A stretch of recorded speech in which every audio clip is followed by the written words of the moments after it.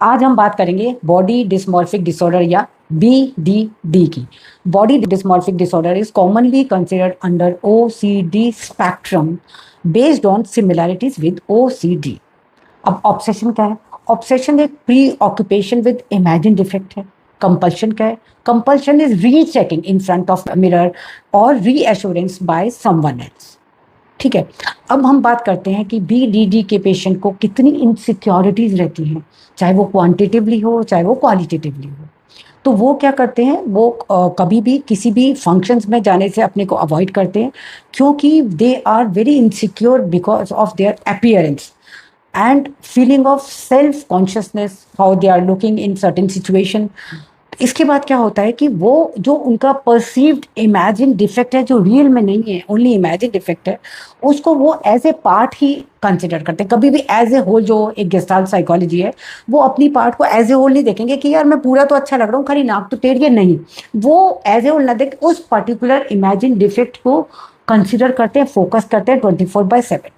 अब क्या होता है कि वो, क्योंकि वो एक्सेसिवली कंसर्न है अबाउट देयर फिजिक, तो क्या होता है कि जो एक परसीव फ्लॉज हैं, जो एक परसीव डिफेक्ट है, वो किसी भी बॉडी के पार्ट में हो सकता है, चाहे वो स्किन का कोई भी पार्ट हो, नोज हो, ईयर हो, आईब्रोज हो, टीथ हो, फोरहेड हो, चीक्स हो, लिप्स हो, ब्रेस्ट हो, जेनिटालिया हो, पीनस हो, या फिर बटक्स हो, कुछ भी हो सकता है। तो वो इतने ज़्यादा उस पर फोकस रहते हैं कि उनका जो जो उनकी ऑक्यूपेशंस हैं, जो उनके रिलेशन है, जो उनका फंक्शन है, सोशल फंक्शनिंग, वो इम्पेयर्ड हो जाती है। आप जानते हैं कि वो लोग क्योंकि उनको दिखता है ना कि असिमेट्री है फेशियल फीचर्स में, तो उससे क्या होता है कि वो always they are in pain.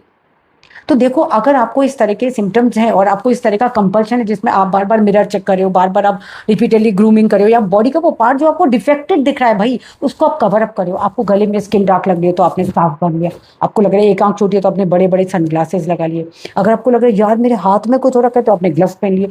तो आप कोशिश करोगे उसको कवर अप करने के लिए, और आप बार बार सर्जन के पास जाएंगे। आपको लगेगा सर्जरी करा लेता हूँ या ठीक हो जाऊंगा, लेकिन सर्जरी, या तो पहले तो सेल्फ सर्जरी करोगे, काटने की कोशिश करोगे चाकू से, फिर आप सेटिस्फाइड हो तो सर्जन के पास जाओगे।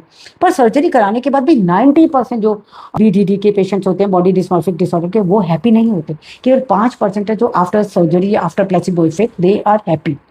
तो अगर आप में ये सारे सिम्टम्स हैं और आप सोशल सिचुएशन में नहीं जा सकते, आप अनमैरिड है तो आपको शादी नहीं करनी है, यार मैं नहीं कर पाऊंगा, मेरे अंदर ये डिफेक्ट है, या आप मैरिड हैं तो आपको डिवोर्स हो रहा है, या आप जॉब में तो आपको लगता है यार सारे लोग देखते हैं मुझे जॉब में, मैं ऐसा जॉब नहीं करूंगा जहाँ पे लोग हैं, तो आपको अगर ये सब आप कोशिश करें करने की और आप में ये सिम्टम्स हैं, तो प्लीज़ आप जाके किसी साइकोथेरेपिस्ट से अपनी काउंसलिंग कराइए, आप कंसल्ट कीजिए। Wish you all the best. Doom Psycho Therapeutics